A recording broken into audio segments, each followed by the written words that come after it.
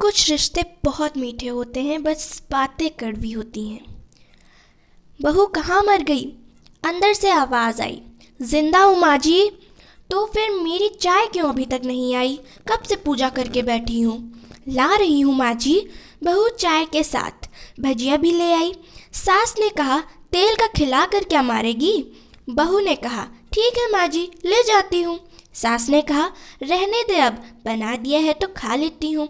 सास ने भजिया उठाई और कहा, कितनी गंदी भजिया बनाई है तुमने।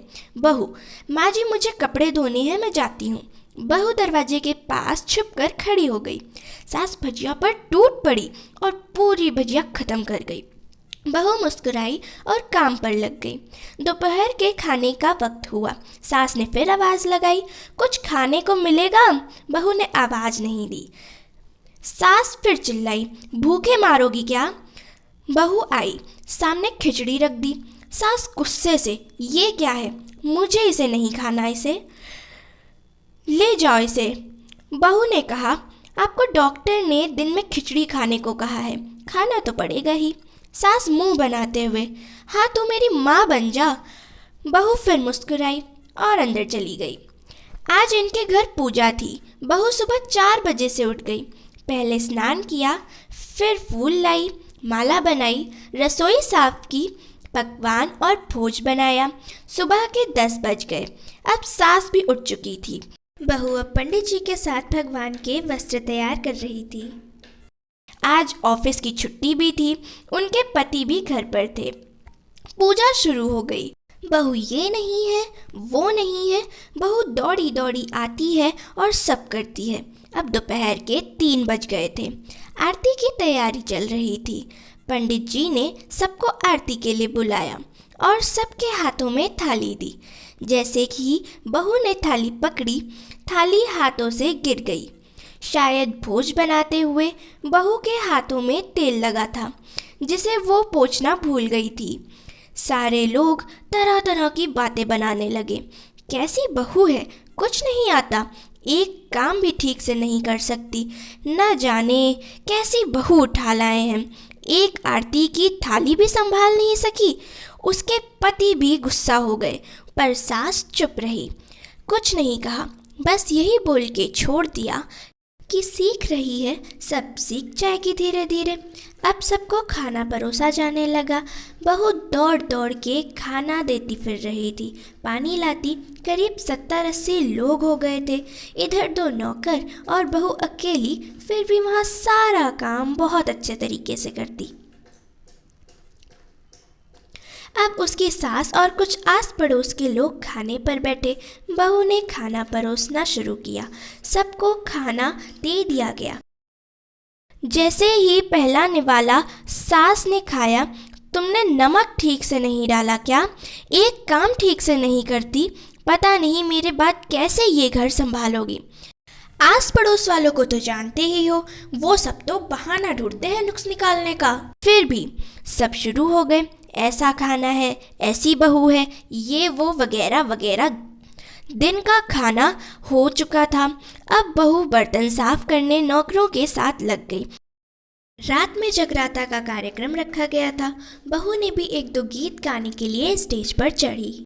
सास जोर से चिल्लाई, मेरी नाक मत कटा देना। गाना नहीं आता तो मत गाओ, वापस आ जाओ। बहू मुस्कुराई और गाने लगी। सबने उसके गाने की तारीफ की, पर सास मुंह फुलाते हुए बोली, इससे अच्छा तो मैं गा लेती थी अपनी जवानी में, तुझे तो कुछ भी नहीं आता। बहू मुस्कुराई और चली गई। अब रात का खाना खिलाया जा रहा था। उसके पति के ऑफिस के दोस्त साइड में ही ड्रिंक करने लगे। उसका पति चिल्लाता, थोड़ा बर्फ ले आओ, तो सास चिल्लाती, यह दाल नहीं है। फिर चिल्लाता, कोल्ड ड्रिंक नहीं है, पापड़ ले आओ। इधर उधर आखिरी में उसके पति की शराब गिर पड़ी उसके एक दोस्त पर और बोतल टूट गई। पति गुस्से में 2 झापड़ अपनी पत्नी को लगाते हुए कहता है, जाहिल कहीं की, देख कर नहीं कर सकती, तुझे इतना भी काम नहीं आता। सारे लोग देखने लगे। उसकी पत्नी रोते हुए कमरे की ओर चली गई। फिर उसके दोस्तों ने कहा, क्या यार, पूरा मूड खराब कर दिया। यहाँ नहीं बुलाया होता, हम कहीं और पार्टी कर लेते। कैसी अनपढ़ गंवार बीवी ला रखी है तूने। उसे तो मेहमानों की इज्जत और काम करना तक नहीं आता। तुमने तो हमारी बेइज्जती कर दी। अब आस पड़ोस की औरतों को और बहाना मिल गया था। वो कहने लगी, देखो क्या कर दिया तुम्हारी बहू ने, कोई काम की नहीं है। मैं तो कहती हूँ अपने बेटे की दूसरी शादी करा दो, छुटकारा पाओगे इस गंवार से। सास उठी और अपने बेटे के पास जाकर उसे थप्पड़ मारा और कहा, अरे नालायक, तुमने मेरी बहू को मारा, तेरी हिम्मत कैसे हुई, तेरी टांगे तोड़ दूंगी।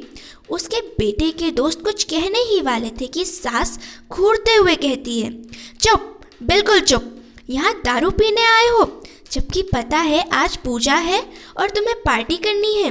कैसे संस्कार दिए हैं तुम्हारे माता पिता ने।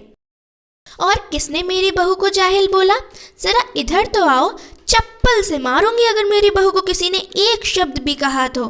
अरे पापियों, वो कितनी सीधी है, वो किसी को सामने भी गलत नहीं कह सकती, ना सामने ना पीठ पीछे, और तुम कहते हो दूसरी बहू ले आओ।